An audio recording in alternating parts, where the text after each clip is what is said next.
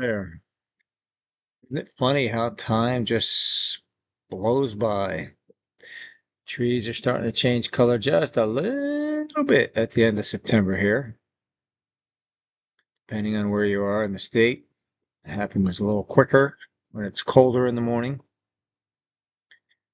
I was out taking a jog the other day and I was reminded of something that I wrote down years ago. It's has to do with happenstance. If you happen to be alive and in this what some people call a game of life, it's interesting to call it a game because I was running on the road and there's so many things that can happen in an instant on the road. And sometimes it's even more interesting when you watch the people that are driving by in traffic and you're jogging by, maybe you're on your bicycle or something else, but when you're standing or jogging, you can be mindful of where your foot is, your footing, as they say. But glance over and you see these faces and you see people shaking their fists and talking on the phone, so distracted, not paying attention. If they're in traffic, it's one thing, but then you think the habits of the people that are next to you, in front of you, behind you, how distracted are they? How many distractions do we have today that didn't exist years and years ago? And the complexity of life as it is right now, as opposed to what it was, let's just say when I was a kid growing up in the 70s, 80s, even. It's less distractions. Now you can put a million distractions right in your pocket, right? When I was a kid, you could have a slingshot, maybe a cap gun or some kind of thing that you're messing around with your buddies and, you know, just little things that you would use to have fun, pretend. But today is a whole different story.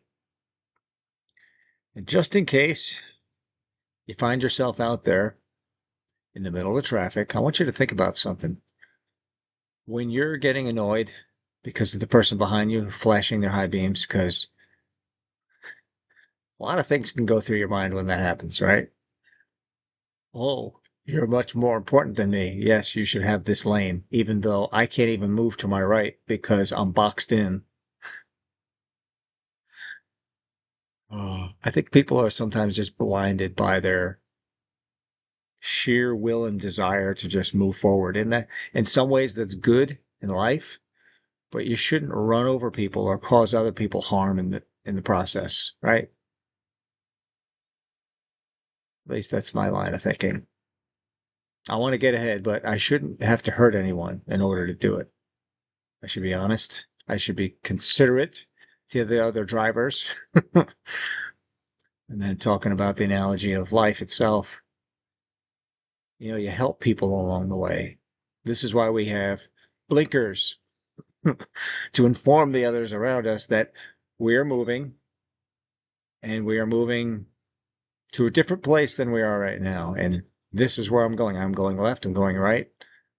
Slowing down, that you see the lights go on, the brakes. And once in a while, somebody, dozes off and, or they're half awake in the left lane and they should get over. And, you get the flash of the lights and you're like, oh, geez, I didn't realize, the lane is completely open and I should stay out of the fast lane. That's why they call it the fast lane. A lot of times they call it the passing lane. But in life, we're supposed to be considerate to one another. At least that's how I was raised. You're thoughtful of those around you, no matter where you are, what you're doing. That's how we were raised. And when you're on the road, it's even more important to show grace and not let those people affect your life that are either swerving behind you or being careless or, oh my goodness. Now, I ride a motorcycle and it's just really frustrating to watch people that just thoughtlessly perform what we call lane splitting, right? especially if you're in traffic. These motorcycles come down between the cars. And in some states, as a matter of fact, I think here in Jersey, it's been okayed by the governor recently, I believe, that you can do that in traffic. Well, here's the problem with that, and this is why I'm just not in favor of the current system we have in place here in Jersey.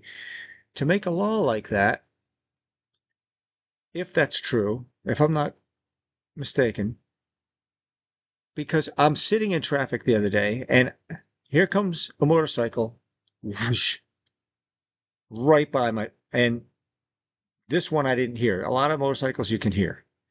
And I know some of the bikers out there are in the mode of if they can't see me, at least they'll be able to hear me. So their motorcycles are very loud for a reason, and it's for their safety. But in the meantime, everybody else gets to hear their bike go down the street like this. But they're trying to look out for their best interest. But in the meantime, it's a little loud. So there's a give and take there. They're not going to be around long. They're going to zip through and be gone, right? But anyway, my bike is a little quieter.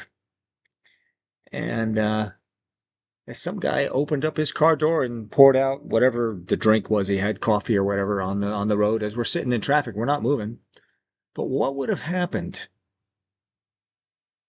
if that guy had his radio going, not paying attention, and opened his car door to pour his coffee out, and that motorcycle was lane splitting right down between us?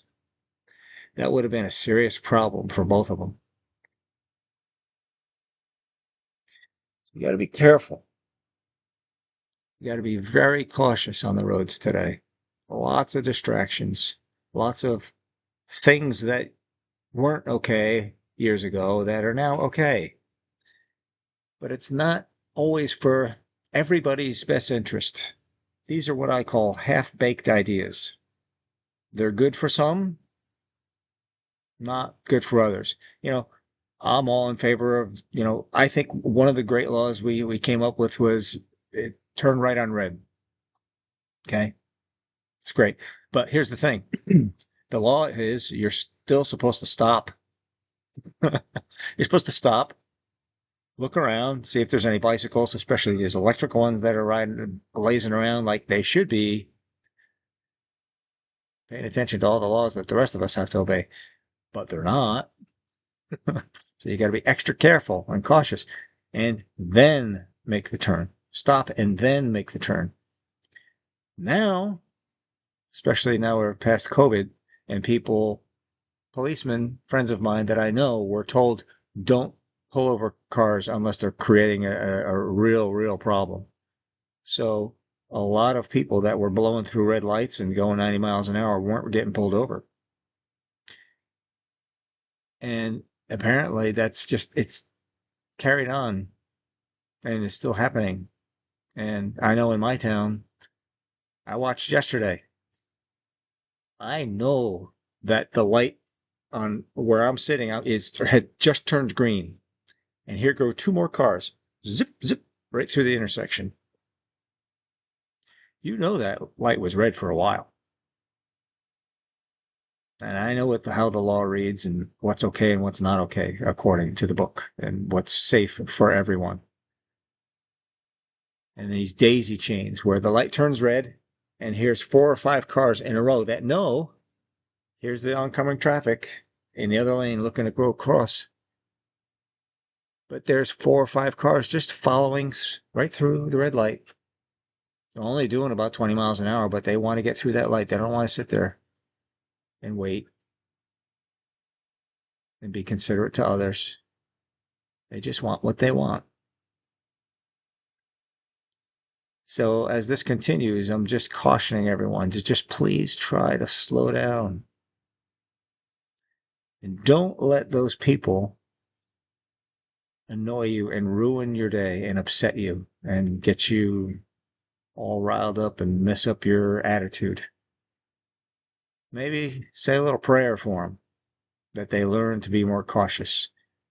I remember, unfortunately, saying some horrible things because people just seem to not even care about life itself, their own and everyone's around them. And I would say something, and my sweet, wonderful wife would be sitting next to me, and she'd say, "What if that was one of your kids?"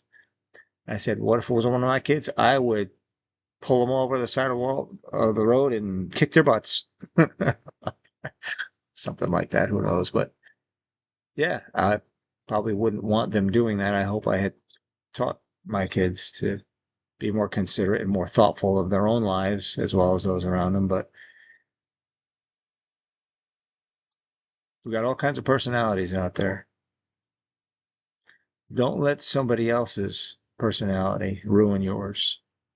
And just in case, this week, tomorrow's Monday, bright and early, try to get yourself on the road 15 minutes earlier. 15 minutes isn't that much, but I'll tell you what, it makes a huge difference when you're commuting.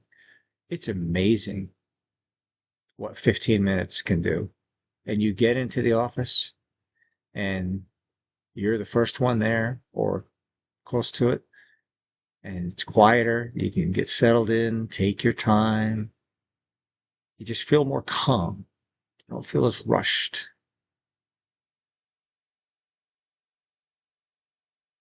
So just in case that's you tomorrow, give yourself some extra time. Get up when the alarm goes off the first time. Teach yourself that little discipline, and you'll do yourself a giant favor. If you're already doing that, congratulations. Set your clock 10 minutes even before you normally get up, and see how much more calm you are getting out on the road and being part of this game we call life. You're able to show a little more grace. You can perhaps even laugh off some of the maniacs on the road that you might come across. Be able to show more grace. Just having that time is a capacity that we can give ourselves many times if we just discipline ourselves just a little bit, just like the owner's manual says. The man or woman that can discipline themselves is stronger than one that can control an army. Right? Think about that. Think of the impact that you can have around your world, because whatever's in your immediate world, the people that you interact with, whoever you're going to be on the road with, you can't control everybody else. But when you give yourself extra time, you can make a world of difference for yourself.